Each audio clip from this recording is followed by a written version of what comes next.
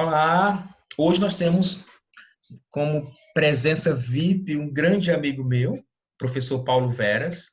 Professor Paulo Veras é psicólogo, ele é mestre em educação e tem uma especialização que eu admiro muito, que é inclusão, não é isso, professor? Exatamente.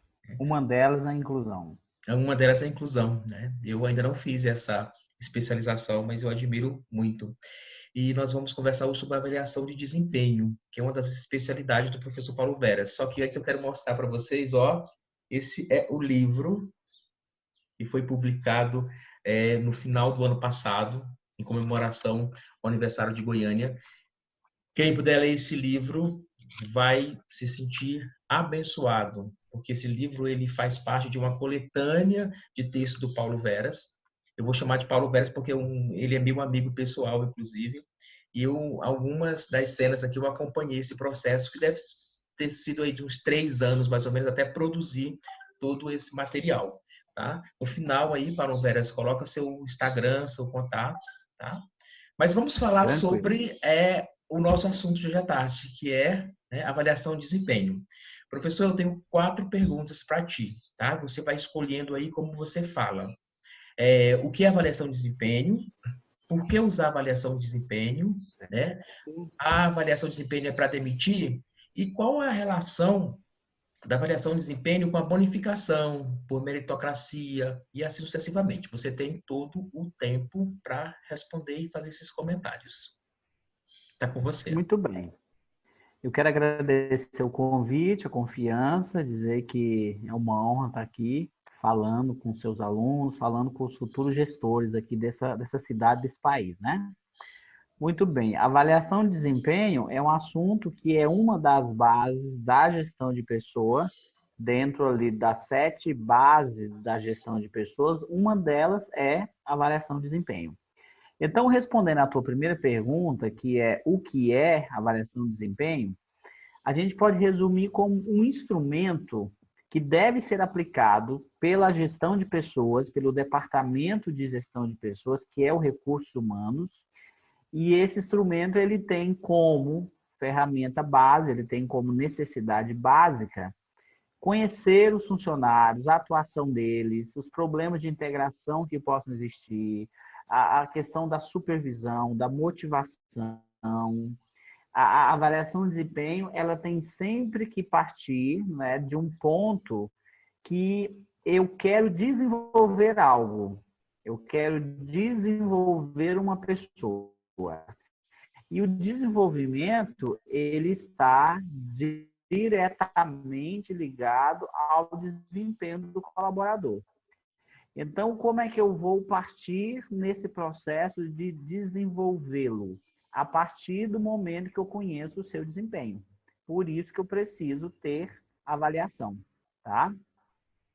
Muito bem. A segunda, posso continuar direto já com a segunda? Pode continuar direto, que aí eu não te interrompo, Posso tá? Pode continuar, continuar. professor? Pode Posso continuar. continuar. Pode. Muito bem. A segunda pergunta, você fala sobre... Ótimo. A segunda pergunta, você fala por que a gente precisa usar a ferramenta, a avaliação de desempenho. Isso. Inclusive, é uma coisa muito discutida, porque grande parte das empresas hoje, elas não usam. Grande parte das empresas não usam.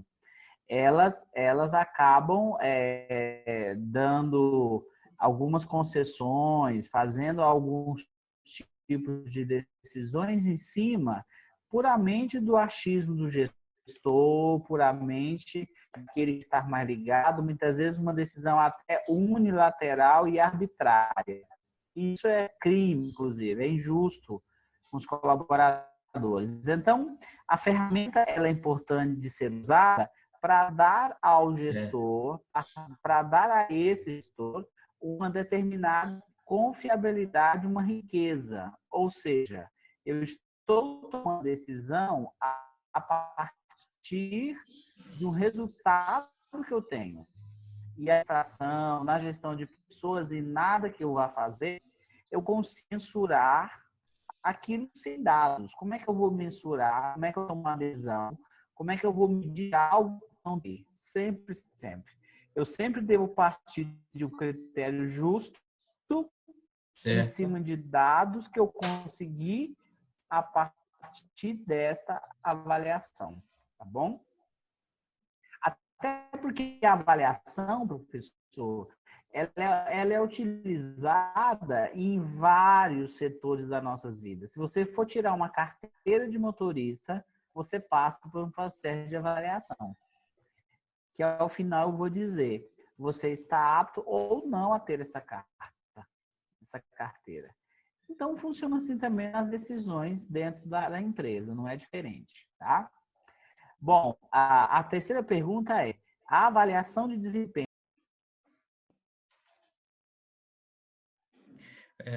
A conexão com Paulo Veras caiu. Vamos tentar retornar. A conexão parece que caiu, né, professor? Caímos aqui. Isso. A conexão só Caiu. caiu, mas a gravação continua, tá? Pode continuar de onde você tinha Caiu. parado. Você quer começar do zero? Não, não precisa não, Muito porque bem. a Então, gente a pode pergunta, a terceira... admitir, a avaliação de desempenho, ela é para demitir? Tá bom, foi aí que nós paramos, né? Isso. Em última instância, não. Em última instância, não. Porque quando eu resolvo avaliar alguém, provavelmente eu quero aproveitar essa pessoa. Então, se eu tenho uma decisão já, que eu vou demitir fulano de tal, para que é que eu vou avaliá-lo? Correto? Então, se eu ainda estou avaliando fulano de tal, é porque há na minha possibilidade, uma chance de dar-lhe uma nova tentativa. Então, Isso. eu só avalio aquilo que eu quero aproveitar. Em outras palavras, eu estaria dizendo isso, no senso comum. A gente não tempera carne podre, certo? A gente tempera uma carne que a gente quer utilizar. Então, eu vou aplicar uma ferramenta que às vezes é cara, às vezes é demorada, demanda mão de obra, demanda tempo, com colaboradores que eu quero aproveitar na minha casa e não que eu quero demitir. Então, em última instância, a gente não demitiria. Mas pode acontecer de ter tido um colaborador avaliado e foi demitido, né? A gente Certo. viu recentemente isso. Pessoas que estão indo com um bom desempenho e acabam sendo demitidos. Então, é possível, tá? Essa é a E a parte do última pergunta Paulo, que pessoal, você que eu quero fez, falar para vocês. Só um minutinho. Essa é a parte do Paulo que eu gosto muito, que é a parte, né, que ele fala entre linhas. Então, entendedores vão entender, né, qual que foi esse trocadilho aí nessa avaliação de desempenho da pessoa. Continua, professor. Também não ia perder muito esse bem. momento, né? Tá certo. Bom, e por último, você pergunta o seguinte: é possível que a gente utilize a avaliação de desempenho para um sistema de meritocracia? Seria isso? Isso, É mais ou isso. menos isso, né? Isso. Bom, é importante dizer antes que a meritocracia ela tem duas visões. Ela tem uma visão que é baseada no olhar do profissional. Então, o profissional entende que aquele método que eu estou usando, aquele sistema que eu estou utilizando, que é o mérito, ela está errada, esse processo está errado.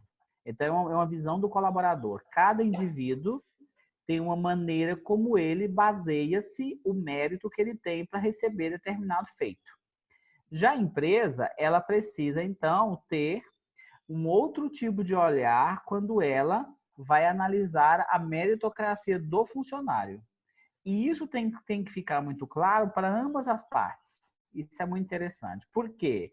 Porque aí eu preciso colocar neste rol de medição quais são os elementos que eu, empresa, considero como importantes para que alguém tenha determinado prêmio, determinado benefício, certo?